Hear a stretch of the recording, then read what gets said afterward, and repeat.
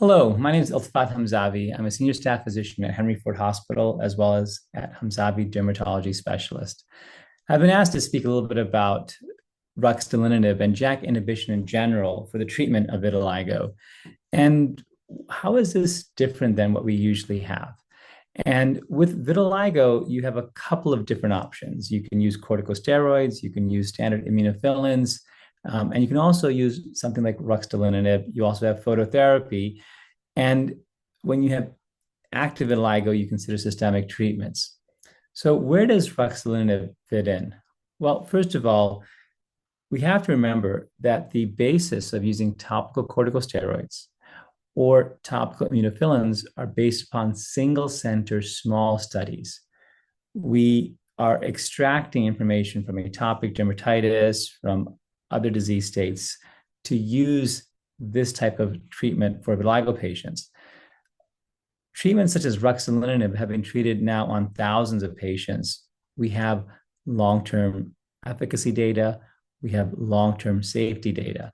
And there's a couple of themes that we find that we have discovered in clinical practice, global case reports, as well as the initial case reports, which is vitiligo takes time. No matter which agent you use, corticosteroids, topical immunophilins, or calcineurin inhibitors, as they're also called, or ruxolitinib or JAK inhibitors, they take time. You also know that you have side effects. Corticosteroids, especially with time, have a higher risk of folliculitis, but also long-term damage of stria. You don't see those with topical immunophilins or topical ruxolitinib.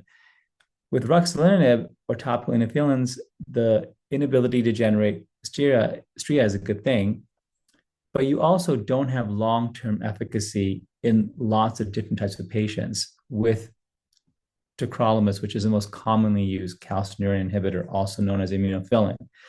With ruxolitinib, you have data across multiple communities throughout the world in skin type 1 to 6.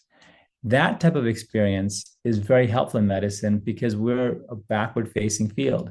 The more information we have, the better we are to understand how to use a medication and also to avoid and manage side effects that will happen. So ruxolitinib by far has the most data on safety as well as efficacy. We also know which areas work the best. The face seems to work the best. Areas such as the tips of the fingers, the tips of the toes, sometimes the area around the mouth, the perioral areas, those don't do as well. So if you are looking at a bony prominence, not a great option. If you're looking at the face, good option. You also have some of the best data on surface areas below the face using ruxolitinib. We never had studies showing that you could repigment the torso or the chest or the legs with a topical agent. And now we also have data where you can combine ruxolitinib with phototherapy. Phototherapy is probably one of the fastest options for repigmentation. And we weren't sure if you could combine that. And so there's ruxolitinib data with other topical JAKs. It has been shown that we combine with phototherapy, you get good results. We also have that data for topical calcineurin inhibitors, but we don't have it at the scale that we have it for JAK inhibition. So from a side effect profile, from efficacy profile, from what we know, we don't have the head-to-heads with ruxolitinib, but with other JAK inhibitors, we find that the JAK inhibitors have a faster response time. The persistence of pigmentation seems to be higher. And we just are more confident in that data because we have a lot more patients involved in those studies.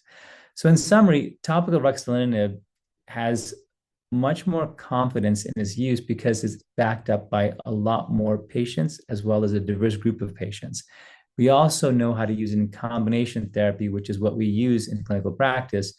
And we're finding that overall it has performed in a very safe fashion, and we're collecting that information.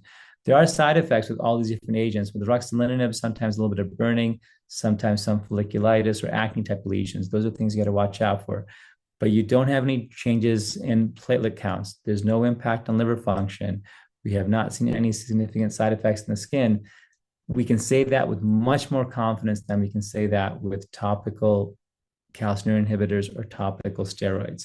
So in general, the agents that are based on JAK inhibition are felt to be safer And we're more confident in the efficacy data than we are with small case series.